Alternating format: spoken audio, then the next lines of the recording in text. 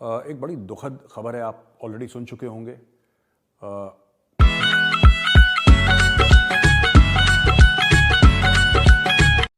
Hello दोस्तों, नमस्ते, सत श्री अकाल, अस्सलाम वालेकुम। उम्मीद है आप सब लोग खैरियत से होंगे। मेरा नाम है वकास और मेरा नाम है अबूजर गिल और आप देख रहे हैं Pakistani viral reaction YouTube channel. तो आज हम जिस टॉपिक के ऊपर बात करने जा रहे हैं कि इंडिया अपनी मिलिट्री के लिए न्यू वेपन्स खरीदने जा रहा है और कितने वो इन्वेस्ट करेगा पैसे। तो इसके बारे में मेजर गोरेवारिया क्या कहते हैं। मेजर गोरेवारिया की ये रिसेंटली अभी वीडियो है, इसके ऊपर हम रिएक्शन देंगे अपना। जो वो आप वीडियो के लास्ट पर देखेंगे। उससे पहले चैनल कर लें सब्सक्राइब, बेल आइकन प्रेस कर लें ताकि मजीद अच्छी अच्छी वीडियोस देखने को मिलती रहे। तो चलिए जल्दी से स्टार्ट करते हैं। जय हिंद दोस्तों, मैं हूं मेजर गोरेवारिया और आप देख रहे हैं द चाणक्य डायलॉग्स। इस वीडियो को लाइक करिए, हमारे चैनल को सब्सक्राइब करिए, बेल आइकन दबाना बिल्कुल मत भूलिएगा। दोस्तों, वीडियो शुरू करने से पहले एक बड़ी दुखद खबर है, आप ऑलरेडी सुन चुके होंगे। कल एक आर्मी की 3 गाड़ियों की कॉन्वॉय जा रही थी सिक्किम में, नॉर्थ सिक्किम साइड में, और वो गिर गई और हमारे 3 जेसीओ साहिबान और 13 अदर रैंक्स, टोटल 16 लोग वीरगति को प्राप्त हो गए, उनकी जानें चली गई। हम सब Chanakya forum, the Chanakya dialogues, हमारे सारे व्यूअर्स उनकी तरफ से उनकी आत्मा की शांति की प्रार्थना करते हैं। आप जरूर प्रार्थना करें, महादेव उनकी आत्मा को शांति दे। तो बहुत ये एक कहावत है फौज में कि ना, माउंटेन्स ईट मैन। और सिर्फ लॉजिस्टिक्स की वजह से नहीं, ये ऐसी जगह हैं लद्दाख में, अरुणाचल में, उत्तराखंड में, हिमाचल में, सिक्किम में, कि यहाँ पे एक एक 2-2 दिन तक कॉन्वॉय चलती रहती हैं पहाड़ों में, और वो डिस्टेंस कवर नहीं होता। तो ये बहुत ऐसे एक्सीडेंट्स मैं आपको बताता हूँ कि मतलब दे वेरी हार्ट ब्रेकिंग, पर ये होते हैं और इनका कोई तोड़ भी नहीं है। आप मौसम ऐसा है कि हर समय हेलीकॉप्टर नहीं चल सकता, आगे जाके कोई एयरफील्ड बन ही नहीं सकती क्योंकि पहाड़ में उतनी जगह ही नहीं है, और जाना रोड से ही है। और जिस वॉल्यूम का सप्लाई होता है, whether it's fuel, whether it's man power, whether it's this thing, आना जाना जो बिल्कुल होता है ना, दैट उसके वॉल्यूम्स बहुत ज़्यादा हैं, that has to go by road. तो बड़ी दुखद चीज़ है यार। मैं तो खुद हाई एल्टीट्यूड में सर्व कर चुका हूँ। मैं लाहौल स्पीति में था और एक पोस्ट थी शिपकिला, मैं शिपकिला पोस्ट का कमांडर हुआ करता था, और वहाँ पे मैंने देखा था यार कितनी मुश्किल चीज़ें होती हैं। मतलब हमारी पोस्ट पे पहुँचने के लिए हमें 8 घंटा खड़ी चढ़ाई ऐसे चढ़नी पड़ती थी। 8 घंटा हम चढ़ाई करते थे, तब जाके हम पोस्ट पे पहुँचते थे। नीचे हमें गाड़ी नीचे तक ही, अभी भी वैसे ही होगा क्योंकि शिपकिला तो खड़ी पहाड़ी पे, और सामने चीन था हमारे बिल्कुल सामने। मतलब कि पैदल अगर मैं 2 मिनट चलूँ तो चाइना के अंदर, बिल्कुल bang on the line of actual control. उसका मैं कंपनी कमांडर था। मैं लेट 90s की बात कर रहा हूँ ना, 96-97 आसपास around, if I am not mistaken. तो दोस्तों, बड़ी दुखद चीज़ है और प्रभु उनकी आत्मा को शांति दे, और क्या बोले। दोस्तों, अब हम अपनी मेन खबर पे जाते हैं। मेन खबरों में एक बहुत बड़ी चीज़ हो गई है। देखिए, जान तो सिर्फ एक की गई है। इस्लामाबाद में जो सुसाइड अटैक हुआ है ना, मैं उसकी बात कर रहा हूँ। थोड़ा सा मैं आपको बताता हूँ, इस्लामाबाद में जो सुसाइड अटैक हुआ है, ये क्या बात क्या है, मामला क्या है।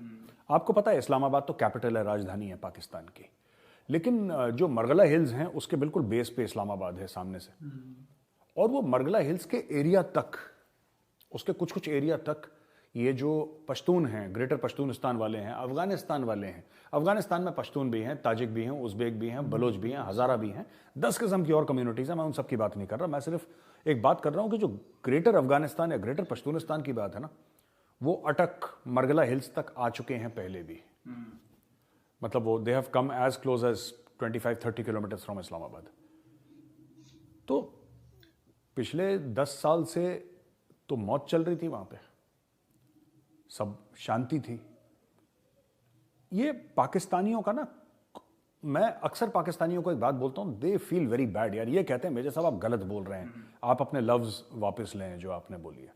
मैंने उनको बोला कि all your wounds are self inflicted. Pakistan के जितने भी जख्म है ना, वो पाकिस्तान ने खुद दिए, और किसी की, मैं बता रहा हूँ, किसी में ना इतना टाइम है, ना कोई इतना इनके ऊपर तवज्जो देना चाहता है। ये खुद को चाकू से गोदते हैं पाकिस्तानी, पता नहीं क्या इनका दिमाग है, क्या इनका माइंडसेट है। ठीक है, मैं आपको बताता हूँ। अफगानिस्तान पे प्रेशर था, अफगानिस्तान पे प्रेशर था। जब तक अफगानिस्तान में प्रेशर था, तालिबान गुफाओं में था या फिर दोहा में था, कतर में। वो मुज़ाकरात कर रहा था, बातचीत कर रहा था, इनकी आपस में राब्ता था दोनों साइड्स का, यानी कि अमेरिकन का और ये तालिबान वालों का। अच्छा, पाकिस्तान फिर जेब में कुछ है नहीं, जेब भी खाली है, दिमाग भी खाली है, लेकिन चौधरी बनना है, गांव का चौधरी बनना है। तो चलो अफगानिस्तान पे कूच करते हैं, ये करेंगे वो करेंगे, 3-5 करेंगे। मैं बता रहा हूं, इस्लामाबाद सेफ था। बीच में इनकी प्रॉब्लम जरूर हुई थी जब इन्होंने ये ज़रब अज़ब और रदुल फसाद और ये सब ऑपरेशंस करे थे, और कामयाब ऑपरेशंस करे थे पाकिस्तानी फौज में। फौज ने, ये मुझे मानना पड़ेगा, दे वर सक्सेसफुल ऑपरेशंस। लेकिन इन्होंने, देखिए बात ये है कि इमरान खान ना, इसको ये तालिबान खान ठीक कहते हैं। इन्होंने क्या बोला कि हम लोग जो तहरीक तालिबान पाकिस्तान वाले हैं उनको हम 100 थे, 125 थे, कितने थे मुझे याद नहीं, इनको छोड़ दो, एमनेस्टी है ये, कोई बात नहीं, छोड़ दो, ये हमारे भटके नौजवान हैं, ये छोड़ दिया। अच्छा, बोला कि जी ये डीरेडिकलाइज हो चुके हैं, इनको हमने डीरेडिकलाइजेशन कर दिया, अब ये आम शहरी बनने के लिए। आम शहरी है ही नहीं यार, वो आम शहरी है ही नहीं, वो गुरिल्ला फाइटर, वो terrorist. I am not using both these terms interchangeably, they are essentially guerrilla fighters who engage in terrorism. मुझे ये बात बोलनी चाहिए क्लियरली। कहीं आप बोलेंगे नहीं मेजर साहब आपने तो बोला था कि टेररिस्ट और गुरिल्ला फाइटर एक ही होता है, that's not true, that's not true. But guerrilla एक किस्म का वॉर है, एक किस्म की टैक्टिक्स है, जिसमें जमीन का इस्तेमाल होता है, लोकल पॉपुलेशन का इस्तेमाल होता है, और यही तहरीक तालिबान पाकिस्तान कर रहा है। ये लोकल पश्तून है, तो देवबंदी है ये देवबंदी पश्तून है। देवबंद है कहां पे? देवबंद है सहारनपुर, उत्तर प्रदेश में। सहारनपुर में एक जगह है, जिला सहारनपुर में, दैट इज कॉल्ड देवबंद। वहां की जो विचारधारा है उसको देवबंदी विचारधारा कहते हैं। तालिबान देवबंदी विचारधारा वाले हैं। तो अब इशू ये हो गया है कि इन्होंने बोला काटो सबको। इन्होंने इस्लामाबाद के बीच, अभी तक ये देखिए, अभी तक ये कहां पे सुसाइड अटैक कर रहे थे ये लोग? अभी तक दोस्तों ये सुसाइड अटैक कर रहे थे नॉर्थ वजीरिस्तान, ठीक है, शुमाली वजीरिस्तान में कर दिया, साउथ में कर दिया, फिर इन्होंने बोला कि हम बलोचिस्तान में कर देंगे, खैबर पख्तूनख्वा के कहीं ऐसे बम धमाके कर देंगे, सुसाइड अटैक कर देंगे। इन्होंने इस्लामाबाद के दिल में जाके एक सुसाइड अटैक करा, एक पुलिस वाला मर गया, 10-12 बंदे घायल हो गए। ये क्या, ये स्टेटमेंट है, ये अटैक नहीं है, ये सुसाइड अटैक नहीं है, ये एक स्टेटमेंट है कि आप ये मत सोचना कि हमारी पहुंच जो है that is only limited to the tribal areas. आप ये मत सोचना कि हमारी जो पहुंच है वो सिर्फ ड्यूरन लाइन के आसपास है, या बलूचिस्तान में, या खैबर पख्तूनख्वा में, ना। हमारी इतनी पहुंच है कि हम पाकिस्तान के दिल के अंदर खंजर उतार सकते हैं, ये हमारी पहुंच है। This is the statement that Tehreek Taliban Pakistan has sent. Unfortunately मैं आपको बताता हूं, अनफॉर्चुनेटली पाकिस्तान में इसके अपोलोजिस्ट्स बहुत हैं, जो तरफदारी करेंगे तहरीक तालिबान पाकिस्तान की, बहुत हैं। और तहरीक तालिबान पाकिस्तान क्या कहता है? ये पाकिस्तानियों को कहता है तुम तो मुसलमान हो ही नहीं, इस्लाम तुम्हें हम सिखाएंगे। तुम्हें बहुत इस्लाम का उबाल आ रहा है तुम्हारे दिल में, पाकिस्तानियों को कहते हैं कि बड़ा इस्लाम का उबाल आ रहा है, बेटा इस्लाम तो हम सिखाएंगे तुम्हें, असली इस्लाम क्या होता है, अपने किस्म का इस्लाम सिखाएंगे। बेसिकली जो शरिया कानून की बात है, मैं आपको बता दूं, भारत में भी कुछ लोग हैं जो कहते हैं कि नहीं शरिया कानून अलग होना चाहिए। तो तहरीक तालिबान पाकिस्तान कहता है कि अगर शरिया लगाना है तुम्हें तो पूरा लगाओ,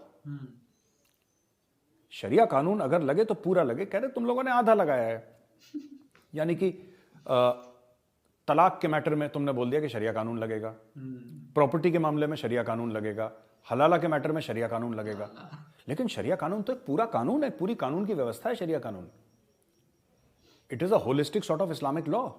उसके इंटरप्रिटेशंस हैं जिसमें जो लीगल एक्सपर्ट्स हैं वो उसके ऊपर अपना ओपिनियन देते हैं। It's like a proper judicial system. ये ऐसा नहीं है, उसमें तो प्रॉपर ये कहा गया है कि चोरी करे उसका हाथ काटो। अच्छा, पाकिस्तानी ये कहते हैं कि यार देखो शरिया कानून के तहत मैं 4 बीवियां रख सकता हूं, वो ठीक है।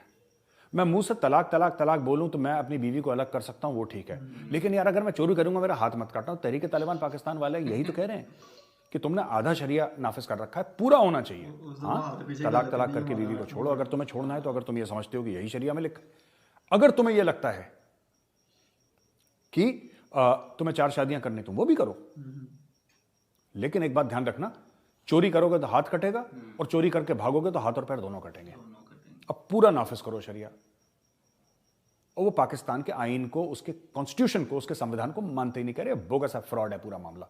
और उन्होंने चढ़ाई कर दी इनके ऊपर। और ये सब पाकिस्तान के ही, जिसको कहते हैं ना, ये जहरीले बीज जो हैं ये पाकिस्तान के हैं, ये इन्होंने ही बोए थे ये, और अब ये इनको काट रहे हैं। तो दोस्तों ये तो पहली खबर है।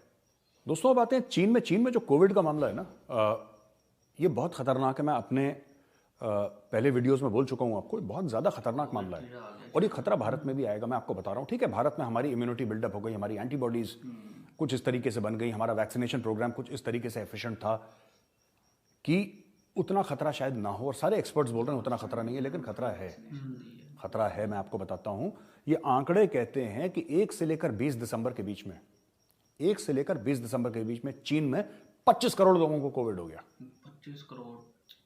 25 करोड़ लोगों को कोविड हो गया है। एंड कहते हैं कि एक सिंगल डे में, एक दिन था जब पीक पे था ये कोविड, इन 1 से लेकर 20 दिसंबर तक, एक दिन जो था उसमें खास कोई एक दिन, जिसमें 3.37 मिलियन यानी कि 3.7 करोड़ 3 करोड़ 70 लाख लोगों को एक दिन में कोविड हुआ चाइना में।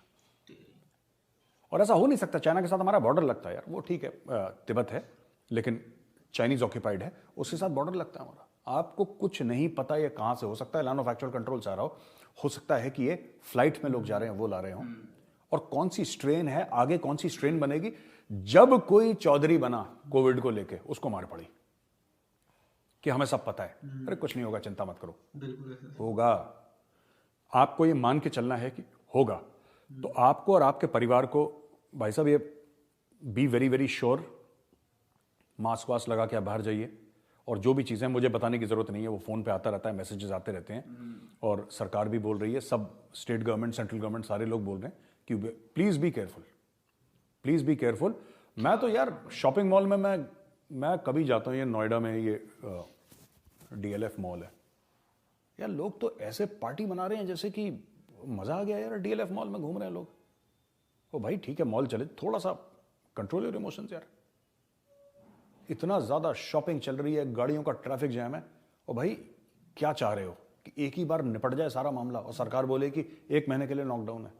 सोचो कि be slightly this thing, be slightly careful, and थोड़ा सा आप लोग अपने परिवार का भी सोचिए, ठीक है ना। आपके माँ बाप हो सकते हैं, बूढ़े माँ बाप हो सकते हैं, बच्चे हो सकते हैं, वाइफ हस्बैंड जो भी हैं आपके परिवार में, भाई बहन, तो थोड़ा सा उनका भी ध्यान रखिए आप कि they will be very severely impacted चीन की वजह से। ठीक है, इनके मेन्यू से चमगादड़ जा नहीं रहा, इनको चमगादड़ ही खाना है, उसका खामियाजा हम भुगतेंगे। तो ये कहाँ का कानून है यार, ये कहाँ का इंसाफ है। ठीक है, अच्छा एक मैं आपको बताना चाहता हूं कि 24 प्रपोजल आए हैं दोस्तों, वर्थ 84,328 करोड़। जो डिफेंस एक्विजिशन काउंसिल है, डिफेंस एक्विजिशन काउंसिल है, चूंकि हेड करते हैं राजनाथ सिंह जी, जो माननीय डिफेंस मिनिस्टर हैं, तो ये होने वाला है कि 84,328 करोड़ रुपीस का 84,328 करोड़। ठीक है, इसमें कई सारी चीजें खरीद रहे हैं हम लोग, और इसमें Indian armed forces, army, navy and air force, coast guard के लिए भी है, futuristic infantry combat vehicle FICV, light tanks for the Indian army, ये तो जोरावर वाला एक बार हमने बहुत पहले डिस्कस करा था, जोरावर टैंक्स आ रहे हैं इसमें, नेवल एंटी शिप मिसाइल्स आ रही हैं इसमें, मल्टीपर्पज वेसल्स आ रही हैं, next generation offshore petrol vehicles हैं कोस्ट गार्ड के लिए, और new range of missile systems, long range guided bombs, etcetera etcetera. जो इसमें से दोस्तों मैंने 84,328 करोड़ बताया, ये कहता है कि 24 में से 21 प्रपोजल जो हैं, 21 जो प्रपोजल हैं वो 82,127 करोड़ के हैं, 97.4%, और ये इंडिजिनस सोर्सेज से होंगे, यानी कि लोकल होंगे। इसमें से कुछ मिक्स एंड मैच होगा, कुछ टेक्नोलॉजी हमारे पास नहीं, वो बाहर से ली जाएगी, लेकिन ये बहुत बड़ा एक फौज का एक ऑर्डर है, सामान का ऑर्डर है, जिसमें कि लोकल फर्म्स भी इन्वॉल्व होंगे, जिसमें फॉरेन फर्म्स भी इन्वॉल्व होंगे, और दोनों मिलकर काम करेंगे। लेकिन एंड में मुझे पता है फौज ने क्या कहना है और MOD ने क्या कहना है। ठीक है, ये कहेंगे कि हम तुम्हें इतने अरब डॉलर का कॉन्ट्रैक्ट दे रहे हैं, किसी भी विदेशी फर्म को ये लोग बोलेंगे, ये मैं बैठ चुका हूं मीटिंग्स में, इन्होंने यही बोलना है कि तुम भारत में बनाओ इसको, और वो फिर विदेशी, क्योंकि पैसा इतना मोटा मिल रहा है, तो विदेशी कंपनियां फिर ट्रांसफर ऑफ टेक्नोलॉजी करेंगी और वो भारत में बनेगा, और लेटेस्ट वेपन सिस्टम्स इंडिया में बनेंगे। यही होने वाला है। ये खुद कुछ इनको बनाना है और खुद बाहर से टेक्नोलॉजी लेकर आएंगे, लेकिन बनेगा इंडिया। जो इमरजेंसी की चीज़ है वो बाहर से डायरेक्ट इंपोर्ट हो सकती हैं, राइट। अच्छा, एक और बड़ी इंपॉर्टेंट चीज़ है कि इंडियन एयरफोर्स के जो एयर चीफ मार्शल हैं, air chief marshal V R. Chaudhari, इन्होंने एक सुब्रतो मुखर्जी सेमिनार, 19 सुब्रतो मुखर्जी सेमिनार में ये बोला है कि क्रिटिकल डेफिशिएंसीज हैं यार इंडियन एयरफोर्स में। इंडियन एयरफोर्स में क्रिटिकल डेफिशिएंसीज हैं दोस्तों, और जो फाइटर स्क्वाड्रन्स हैं इंडियन एयरफोर्स की, इनका ये कहना, और ये नंबर बहुत बोला जा चुका है, इसमें सिर्फ फाइटर स्क्वाड्रन्स की बात नहीं, इसमें एवैक्स की भी बात है, airborne warning and control systems, जो दूर से बता देते हैं 100, 200, 300, 400, 500 किलोमीटर से कि जब दुश्मन का कोई एयरक्राफ्ट टेक ऑफ करता है, यानी कि चीन के अंदर कोई एयरक्राफ्ट टेक ऑफ करे, इनको भारत में पता लग जाएगा।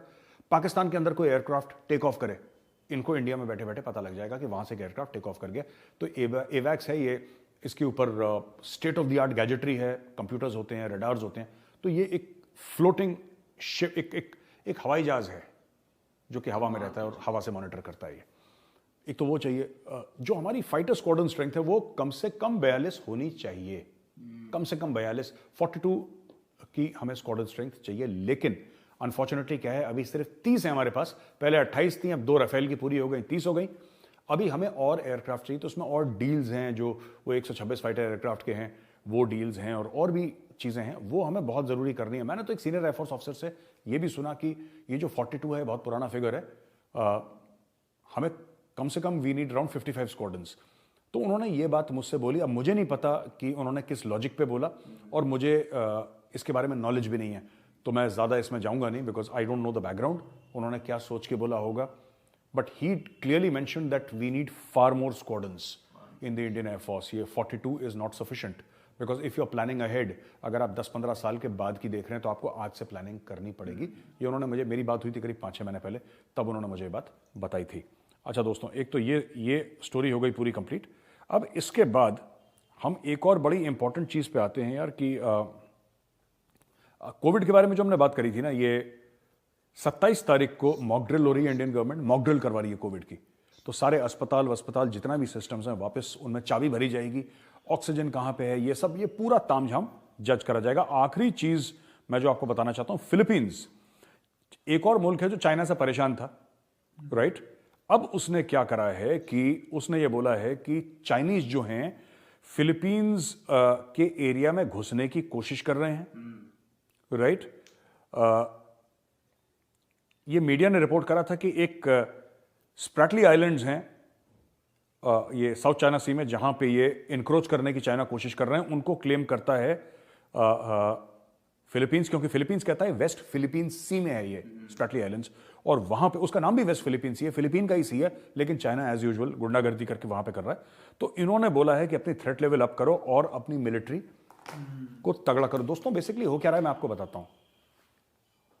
चाहे जापान हो, चाहे ऑस्ट्रेलिया हो, चाहे इंडिया हो, चाहे फिलीपींस हो, चाहे और 10 किस्म के, ये सब चाइना से परेशान है। चाइना की नजर सबकी जमीन पे है। मैं इसकी भी जमीन हड़प लूं, इसकी भी जमीन, भूखा मुल्क है, भूखा मुल्क है, and they are not honest people. तो क्या है कि अब सारे देश एक साथ मिल रहे हैं और कह रहे हैं यार चाइना को ना, एक फौज में हम लोग कंबल परेड कहते हैं ना, कि चाइना की यार कंबल परेड करनी है। अब चाइना को ठोकना जरूरी है, क्योंकि ऐसे ये प्यार से मानेगा नहीं, ये मार से मानेगा, ठीक है। तो फिलीपींस ने भी बोला कि हम भी बिल्कुल अब तैयार हो जाते हैं, हमारे पास भी पैसे हैं, हम भी नए नए हथियार। मैं सिर्फ ये कह रहा हूं कि ये पूरे चाइना की वजह से डिफेंस स्पेंडिंग जो है इस पूरे एरिया की बढ़ गई है, पूरे एरिया की बढ़ गई। जापान ने अपना बजट बढ़ा लिया, इंडिया ने बढ़ा लिया, ऑस्ट्रेलिया ने बढ़ा लिया, फिलीपींस ने बढ़ा लिया, ताइवान ने अपना बढ़ा लिया। ताइवान को डायरेक्ट थ्रेट है यार, ताइवान ने अपना बढ़ा लिया। सब लोगों ने अपना डिफेंस एक्सपेंडिचर बढ़ा लिया, और सब के सब चाइना से कोई हथियार नहीं ले रहा, सब बाहर से हथियार ले रहे हैं। सबके सबका एक ही टारगेट है, एक ही टारगेट है, किस तरीके से चाइना का बैंड बजाना है। तो दोस्तों वीडियो देखने के लिए बहुत बहुत धन्यवाद। इस वीडियो को लाइक करिए, हमारे चैनल को सब्सक्राइब करिए, बेल आइकन दबाना बिल्कुल मत भूलिएगा। मैं बहुत जल्दी आऊंगा एक नया वीडियो लेके। जय हिंद, वंदे मातरम। तो दोस्तों आज की इस वीडियो में मेजर साहब ने सबसे पहले जो बात की कि उनके इंडिया के आर्मी के जहाँ कुछ जो एक गाड़ी या 2 गाड़ियों के जो है ना एक्सीडेंट हुआ है, और थोड़ी जो इंडियन आर्मी की जो है ना अमवात हुई है उसमें। तो उसके लिए आप सब प्रार्थना करें, प्रार्थना ही कर सकते हैं अब, और तो मजीद उनके लिए कुछ नहीं किया जा सकता। तो बाकी उन्होंने बात की कि इस्लामाबाद में अटैक हुआ, खुदकश अटैक हुआ था, उनके तो लिए हम हाँ, पाकिस्तान ने डायरेक्ट जो है वो इंडिया के ऊपर इल्जाम लगा दिया कि इंडिया ने पाकिस्तान में खुदकुश अटैक्स करवाया। तो इसके बारे में आप क्या सोचते हैं भाई? यार वो तो अपने कामों में मसरूफ है, वो बेचारे क्या कहेंगे यार। हाँ, ये तो इसमें सोचने वाली बात है। इधर तो मामला ये जब कुछ समझ ना आया, चलो जी ये साजिश है जी, ये हाँ, इंडिया के। इसमें देखिए इल्जाम तो लगा दिया, सबूत नहीं दिखाए गए कि इंडिया ने ही किया। इसमें मसला ये है कि अभी कुछ मंथ्स पहले ना पाकिस्तान के एक सेनेटर हैं मुराद सईद साहब, उन्होंने बहुत एहतजाज किया इस बात के ऊपर कि पाकिस्तान की गवर्नमेंट ने और पाकिस्तान के जो अदारे हैं उन्होंने मिलकर तालिबान के साथ एक माहिदा किया और उनको वापस पाकिस्तान में ले आए कि ये जी अब हाजी बन गए हैं तो इनको अब वापस ले आते हैं, मतलब कि क्लीन साफ हो गए हैं। उन्होंने 2014 में पाकिस्तान के एक स्कूल के ऊपर अटैक करके 150 बच्चों को शहीद कर दिया था दिसंबर में ही हुआ हाँ, था। तो उसी के बाद जो ऑपरेशन स्टार्ट हुआ था, उसकी ऑपरेशन की वजह से वो भाग गए थे, अफगानिस्तान में चले गए थे। तो पाकिस्तान में लेके आए तो वो मुराद सईद साहब ने बहुत एहतजाज किया, पूरे पाकिस्तान के लोगों को बताया कि ये पाकिस्तानियों के फिर गले काटेंगे जैसे ये पहले पाकिस्तानियों के गले काटते थे और उनके साथ फुटबॉल खेला करते थे। पता नहीं, तो मुझे समझ नहीं आती यार। एक दफा मतलब उन्होंने कर दिया, वो भी इतने लेवल तक, तो हाँ, उनको समझ जाना चाहिए कि भाई वो हमारे। और अब उनको दोबारा पाकिस्तान में ले आए और फिर पाकिस्तान के ऊपर अटैक स्टार्ट हो गया। जो एक दफा लोग दहशतगर्द बन जाते हैं ना, वो फिर कोई इंसानियत नहीं देखते, कोई मजहब नहीं देखते, उनको सिर्फ यही होता है कि वो इंसानियत का सिर्फ कत्ल करते जाएं। तो वो अब दोबारा उन्होंने अटैक स्टार्ट कर दिए। तो और मजीद मेजर गोरवालिया ने इस बात के ऊपर भी जोर दिया कि चाइना में जो कोविड इतना ज्यादा फैल गया हुआ है, तो उससे देखे मतलब कि उन्होंने अपनी कंट्री को अभी सील किया हुआ है, जिसकी वजह से उनकी कंट्री में एहतजाज भी चलते रहते हैं। ऐसी न्यूज वो बाहर नहीं आने देते, मगर मेजर गोरवालिया ने अपनी गवर्नमेंट को, मोदी गवर्नमेंट को, इंडिया गवर्नमेंट को ये कहा है कि चाइना से जो संबंध हैं उनको थोड़ा सा कम किया जाए ताकि दोबारा वो इंडिया में ना आ जाए। लास्ट ईयर इंडिया में देखा था आपने, इतनी अमवात हुई थी, इतनी पाकिस्तान में भी अमवात हुई थी, मगर इंडिया में अमवात बहुत उधर से हुआ था। और वैसे भी मतलब मैं तो उसकी तादाद देख के हैरान हूँ कि कितनी ज्यादा, मिलियन के हिसाब से, मतलब कि बहुत ज्यादा। और इंडिया में और इंडिया, पाकिस्तान और बांग्लादेश के जो लोग हैं ना, इनकी जो इम्यूनिटी जो लेवल है वो बहुत अच्छा है, और जिसकी वजह से कोरोना इतना मतलब इफेक्ट नहीं किया था। मगर चाइना और दूसरी कंट्रीज के अंदर इतना इफेक्ट किया और वहां पर इतनी अमवात हुई थी कि दफनाने के लिए जमीन कम और जलाने के लिए लकड़ियां कम पड़ गई थी। तो इसी के रहते हुए अभी से गवर्नमेंट को कोई ना कोई स्टेप लेना पड़ेगा, पाकिस्तान की गवर्नमेंट को भी स्टेप लेना पड़ेगा कि वो कोरोना दोबारा हमारी कंट्रीज में ना आ जाए, क्योंकि सर्दियां चल रही हैं, लोग एक दूसरे के साथ मिलते जुलते उठते बैठते हैं, तो ज्यादा से ज्यादा लोग अब एक जगह पे इकट्ठा होने की कोशिश करते हैं ताकि हीट एक दूसरे से मतलब कि ले सके, तो सर्दी से बचने के लिए। तो ना इसी के चलते हुए कोविड ज्यादा फैलने की वजह बन सकता है। तो इससे चाइना की जो उसका जो बाइकआउट करना चाहिए। इससे तो एक फायदा ये भी होगा कि चाइना की इकोनॉमी को धचका लगेगा और हमारी कंट्रीज को थोड़ा सा बूस्ट करने की जो है ना हेल्प होगी। अदरवाइज चाइना जो आहिस्ता आहिस्ता सबकी इकोनॉमी के ऊपर या कंट्रीज के ऊपर ऐसे जो कंट्री के ऊपर ना कब्जा करते जा रहा है, इन्वेस्ट के लेकर आता है और इन्वेस्ट के नाम पर लोगों को, दूसरी कंट्रीज को गुलाम बनाता जा रहा है। बिल्कुल। तो बाकी तीसरा जो उन्होंने पॉइंट ये उठाया मेजर साहब ने, वो जो वेपन्स वहां से परचेज कर रहे हैं, तो वो बहुत ही अच्छा मतलब ये है इंडिया के लिए। 84,000 और 3,28,100 के ना जो मतलब 84,328 के करोड़ के ना जो वो हथियार खरीदे जा रहे हैं इंडियन आर्मी के लिए। तो इधर तो हमारे तो हालात पहले सुना होगा मेजर साहब, आए दिन हम वीडियो अपलोड करते रहते हैं, तो इधर का सूरत हाल कुछ ऐसी है कि यहाँ पे ऑलमोस्ट डिफॉल्ट की तरफ जा रहा है पाकिस्तान। तो इधर के खुद मामला तो ठीक नहीं हो रहे, तो इन्होंने इस तरह की चीजें कैसे परचेज करनी है, कैसे डिफेंस करना है। बाकी वैसे भी पाकिस्तान की जो भी चीजें खरीदे हैं वो यहाँ से पाकिस्तान मांगने तो बेकारिस्तान इसको जोर कहा जाता है कि दुनिया में मांगने जाता है, और ये सिर्फ पॉलिटिशियन मांग कर लाते हैं और खुद के ही जो अकाउंट्स भर लेते हैं। हाँ, तो इसमें आम आवाम जो पाकिस्तानी है, हाँ, तो पब्लिक को तो नहीं मिलता कुछ उसको भी। नुकसान होता है। वो हाँ। बेचारी क्या करे, वो तो इनको सपोर्ट करती है, इसलिए करती है कि ताकि ये आके कुछ ना कुछ करें, लेकिन हाँ। वो अपनी पॉकेट भर के ऐसे निकलते हैं जैसे पता ही नहीं चलता उनका, ऐसे गायब हो जाते हैं। हाँ, अभी भूटान के ऊपर वो भूटान और इसके आसपास जितने भी, नेपाल के ऊपर सच नहीं, नेपाल नहीं, फिलीपीन के बारे में बात कर रहे थे मेजर साहब। फिलीपीन के ऊपर भी जो चाइना जो है ना उसके ऊपर कब्जा करने की कोशिश कर रहे हैं, या फिर उसकी सी पोर्ट्स या फिर इधर उधर छेड़छाड़ करने की कोशिश कर रहे हैं। तो उन्होंने मतलब कि फिलीपीन की जो गवर्नमेंट थी उन्होंने चाइना को आंखें दिखाई और बताया कि भाई साहब अपने औकात में रहें, अदरवाइज जो है वो आपको इसका नुकसान उठाना पड़ेगा। तो मेजर गौरव साहब जो है ना वो बहुत अच्छे से एक्सप्लेन करते हैं। मेरे ख्याल से वैसे ना ये अच्छा स्टेप होगा, जैसे इन्होंने बात की ना कि मल्टीपल कंट्रीज जो भी हैं ये सारा इकट्ठा स्टेप लें और उनको जो है ना सीधा हो जाए, तो इसको तभी थोड़ी सी जो है ना अकल आनी है, ऐसे तो ये नहीं समझेगा। हाँ, अदरवाइज ये सब कंट्रीज को तंग करता है। अभी रिसेंटली उसने इंडिया के ऊपर अटैक किया और फिर इंडियन आर्मी जो पंजाबी आर्मी थी उसने अच्छा धोया चाइनीज। हाँ, ये तो वैसे बड़ी वो वीडियो बहुत वायरल हुई और ताइवान के मीडिया ने अपने नेशनल मीडिया के ऊपर चलाकर और चाइना की इतनी इंसल्ट की, मतलब कि चाइना अपनी ऐसी चीजें बाहर नहीं आने देता। तो ये फर्स्ट टाइम जो मीडिया जो वीडियो आई और फिर चाइना की अच्छी धुलाई हुई मीडिया के ऊपर भी, और वहां पर उनकी आर्मी को भी पड़ी और फिर वो दुम दबाकर भाग गए वापस अपनी कंट्री के, अपनी जो एरिया था चाइना को उसमें चले गए। अदरवाइज वो इंडिया की जो बॉर्डर क्रॉस करके इधर आए हुए थे। तो पंजाबी आर्मी ने, जो भी इंडिया की पंजाबी आर्मी थी, तो वहां के जो रेजिमेंट थी उसने अच्छी धुलाई की। तो वो वीडियो देखकर बड़ा मजा आया कि चाइनीज को जो है ना थप्पड़ पड़ रहे हैं, डंडे पड़ रहे हैं, तो और फिर वो छोटे छोटे डड्डू नहीं जैसे होते तालाब में तो छोटे छोटे उनके काटते हैं और फिर उनको पड़ी भी वैसी।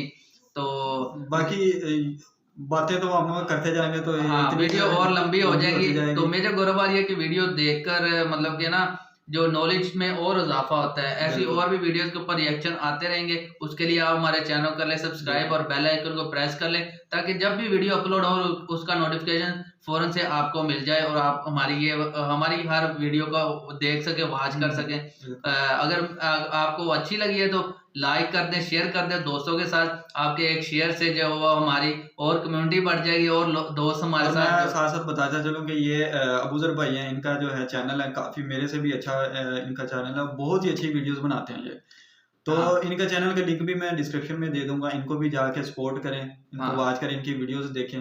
तो हमारी कोलैबोरेट जो है वीडियोस आती रहती हैं। तो इनका नाम अबूजर गिल, ये जट फैमिली से ताल्लुक रखते हैं। इंडिया से काफी भाई हैं जो इनको जो है इनके चैनल के ऊपर आते हैं, उनको लाइक करते हैं।